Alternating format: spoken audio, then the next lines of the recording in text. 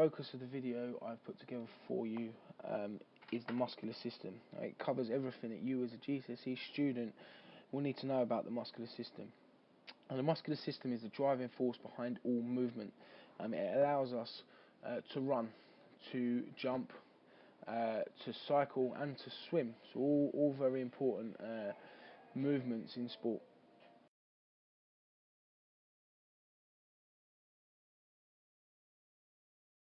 Okay, so the first thing that I want to introduce you to is the term antagonistic pairs.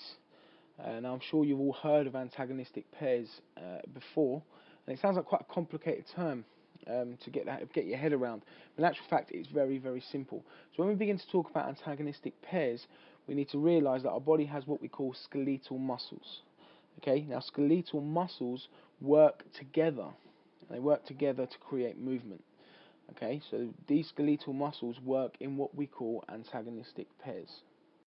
Okay, let's see if we can emphasize this and show you how these muscles, these antagonistic pairs, work together to create movement. So if we look at the image on the left-hand side, we will see an arm, and then let's imagine that arm is carrying a dumbbell and they're trying to do some sort of bicep curl. Now the idea of a bicep curl is to pull the lower arm towards your body. Now for your arm to be able to do this, you can see that it's the bicep that needs to work. Okay, it's the bicep that needs to work, and the bicep works or contracts. Okay, we call a working muscle a contracting muscle, and you can actually see that the bicep's getting shorter. So for the bicep to make this dumbbell come towards the body, it needs to pull the tendon on the lower arm to bring the arm towards the body. Now while that is happening, the tricep at the back of the arm is actually relaxing and is actually getting longer. Okay, now this idea of one muscle working and one muscle relaxing is what we call the antagonistic pair. Okay, let's see if we can show you a practical example of this happening. Now, if you can see here, Arnold Schwarzenegger doing some bicep curls, working out those guns, we'll be able to physically see this happening. So if we slow this down, you should be able to see the bicep is working and is contracting and getting smaller, and you can see the tricep is actually relaxing. Now the bicep is shown with a red arrow and the tricep with a green arrow, so you can physically see on Arnold Schwarzenegger's arms there the bicep contracting and the tricep relaxing. That gives us a good idea or a demonstration of the muscles working in pairs. And as you can see on the screen, the contracting muscle is called the agonist. Okay, so the contracting muscle is called the agonist. It can also be called the prime mover. Okay, so the agonist is the contracting muscle. Remember, contracting muscle is the working muscle. Okay, and in this situation with Arnold Schwarzenegger doing a bicep curl, or anyone doing a bicep curl, that is a bicep. Now, the relaxing muscle, so the muscle that is working in pair with the contracting muscle but is relaxing during the movement, that is called the antagonist. Okay, so it's the antagonist. Right? You can see where this term, the antagonistic pairs, come from. Now, if we look back at Arnie here, you can see the bicep is the agonist, the bicep is the muscle that's working, and the tricep is the antagonist. If we look at this the other way, where the arm is trying to move the dumbbell away from the body, so the downward phase of a bicep curl, we will see that in fact it's the opposite. It's now the tricep that is working. The tricep is the contracting muscle or the agonist, and the bicep is the relaxing muscle or the antagonist. Okay, so it's the bicep that's now relaxing, and you can physically see when Arnold Schwarzenegger is doing his downward phase of his bicep curl that is the case. Hopefully those demonstrations give you a good idea of how the skeletal muscles work in antagonistic pairs to create movements. You should have a good understanding of that.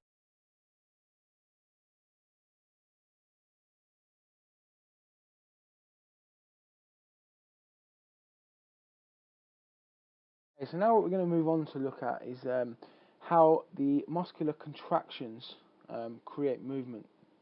Okay, and there's two different types of contractions we're going to look at today. So the first type of contraction we're going to look at is called an isotonic contraction. Okay, so you can see it written up there, an isotonic contraction. Now isotonic very simply means movement. Okay, so isotonic means with movement. So let's use this bicep curl again as an example. With the idea of a bicep curl, as we know, is to move the dumbbell towards the body. Now, as that's happening, we know that the bicep is working, the bicep is contracting to create that movement. Okay, and because the length of the bicep is changing, it's shortening, that movement is taking place. Okay, so you can physically see the muscles are moving, so there is movement in the muscles, so it's an isotonic movement.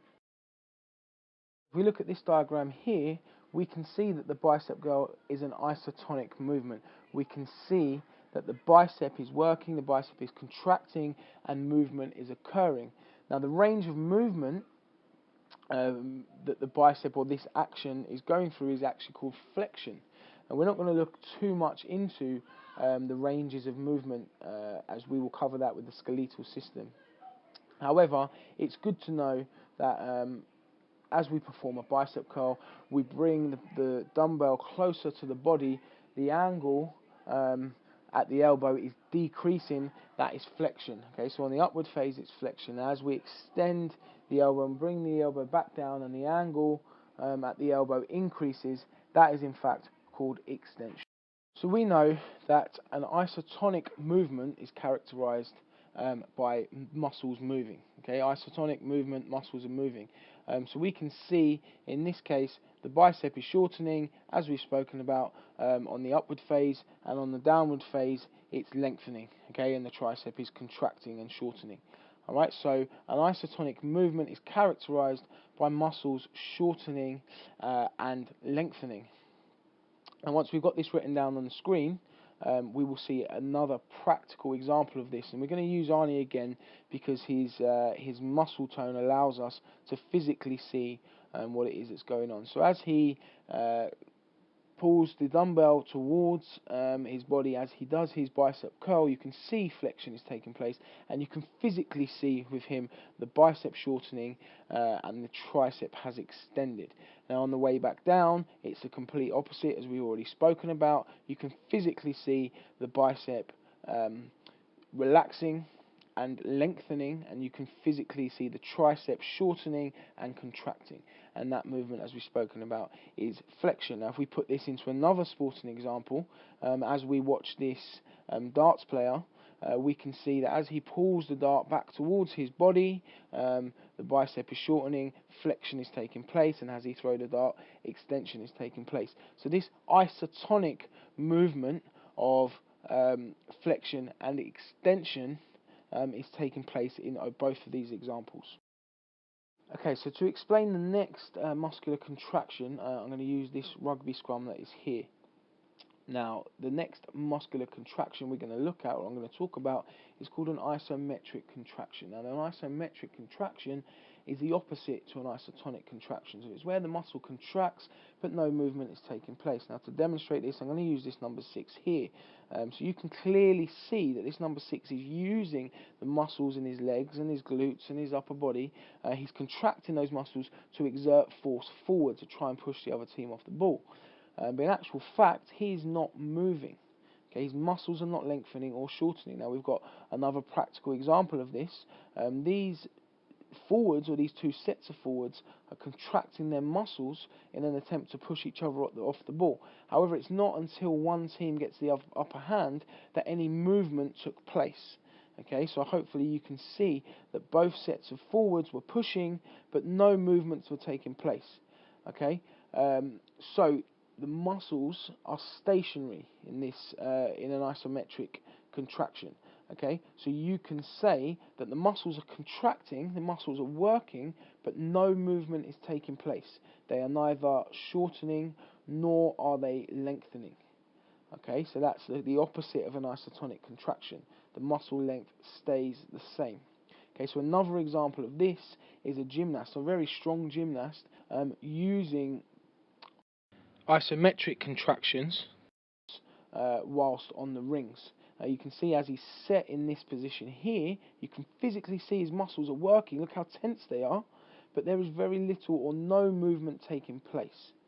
Okay, so there is no visible movement taking place. The muscles are not lengthening, nor are they shortening.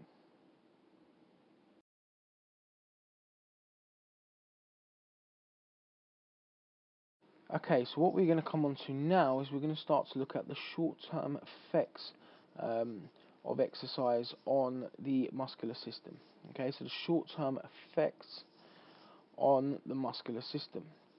Now, the short term is the immediate effects, or as soon as you start to train, as soon as you start to play a game. Now, the first effect will be an increase in body temperature. Now, you can see when people train, their face go red. This is the body diluting the blood vessels and taking them closer to the skin to allow it to release heat to keep the temperature of the body under control. Now, the next or another short-term effect on the muscular system is the increased demand for oxygen. Obviously, we know that we require oxygen to produce energy, so it makes sense that when we are working and we require more energy, we require more oxygen to produce that energy. Okay. On the flip side of that, obviously, we create more CO2. Okay, so more CO2 is produced as we take in more oxygen. More CO2 is produced.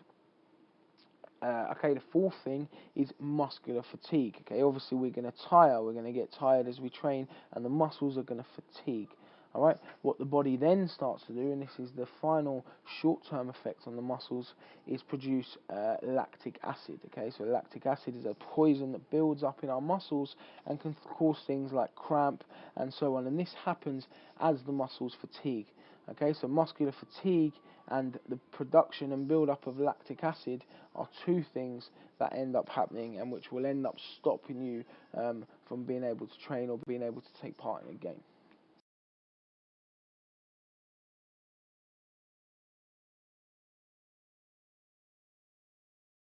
So having looked at the short-term effects of exercise on the muscular system, it's now the time to look at the muscular system adaptations. Okay, so these adaptations are the long-term responses of the muscular system to exercise. So obviously, if you undergo some sort of training program, things are going to change. Okay, your body will adapt to the training you are taking place. So they're adaptations or long-term responses. Now remember, we are specifically looking in this video at the muscular system. Okay, and there are other long-term adaptations to other body systems. However, we are looking specifically today at long-term adaptations to the muscular system. Now, one of the first adaptations we're going to look at, and one of the most obvious, is an increase in strength. Now, we know after we train, our muscles rebuild bigger and stronger than they did before. We also know from recent lessons that our diet helps with this. Things like protein help repair the muscles. If we look at this video here, obviously we see this man is very strong. However, this took lots and lots of training for his body to adapt to be able to do this. He didn't just wake up one day and was able to carry 200 kilograms up a flight of stairs, nor did he just wake up and decide that he's going to pull a plane along a runway. Okay, so he had to train in order for that to happen. He adapted to the training that he underwent, and he was able to do those things. Now, another thing or another adaptation of the body to exercise is muscular hypertrophy. Now, this is one of the main reasons people work the muscular system, one of the main reasons people go to the gym. Muscular hypertrophy. Okay, now muscular hypertrophy just very simply means that the muscles grow and increase in size. As we know, the muscles break, and when they repair bigger and stronger, and that increases muscle size. All right, and as you can see here, Arnold Schwarzenegger didn't get this size overnight. So you can see that his training he underwent, or the training he undergoes, resulted in muscular hypertrophy, resulted in his muscles growing and getting bigger. So moving on quickly, another adaptation to the muscles is an increase support of the joints. Okay, so the muscles around a joint increases in strength, and it provides more support of the joint. Now you'll see in this next clip Theo Walcott training and strengthening his knees and the muscles around his knees to try and strengthen the area that he gets injured or has had injuries in the past. Next thing is very simple, is an increase in O2 supply, an increase in oxygen supply to the muscles. So basically we know why this happens, because we require energy, we develop more capillaries, and our bodies become more efficient in getting oxygen to the muscle. So that is a long-term adaptation. Now finally, we not only increase the strength of our muscles from training, we also increase the strength of our tendons. Okay, so we increase the strength of our tendons which attach the muscles to the bone. Now this can obviously support or help us to prevent injuries. Again, it's similar to the support of joints. It helps our bodies to prevent injuries. Okay, so as you can see, it's very important that we train. All right, we must train. We have to train. For these adaptations to take place, we have to train. All right. However, it's also very important that we rest. All right, we must rest. And these adaptations, obviously, they help us improve our performance and be better sportsmen and women. But these adaptations actually take place when we rest.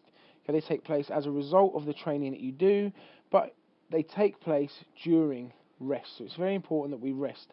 Okay, we make sure we don't overtrain. All right, so rest is a key component to these adaptations taking place.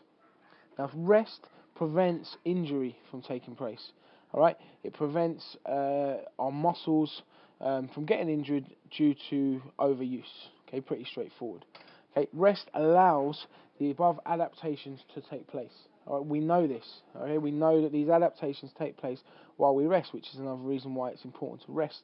Okay, our body recovers, our muscles repair. All right, so this helps us to go from this to this. Okay, it helps us to grow our muscles. It helps for these adaptations to take place. Now, when we come towards a performance or to a big game or a big run, we need to ensure that we taper our training. Okay, it's called tapering. All right, it means that you lighten your training load so that with the point of your competition, you're at your peak, so you can perform your best. Okay, so that's tapering.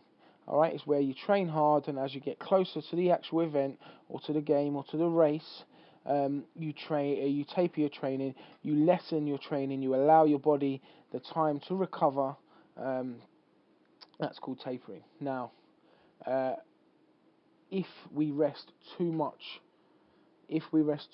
we know, as our knowledge from the principles of training, we know that reversibility will take place. Okay, now in terms of the muscular system, all right, this is called muscular atrophy. Okay, muscular atrophy. Okay, and that is the opposite of muscular hypertrophy, muscular atrophy. And this is where our body reverses, and the adaptations that take place reverse.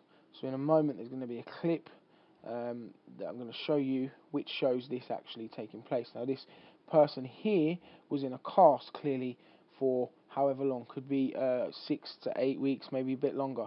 Now you can see that one of his legs has actually reversed and muscular atrophy has taken place. It means that his muscles have shrunk because they have not been used enough.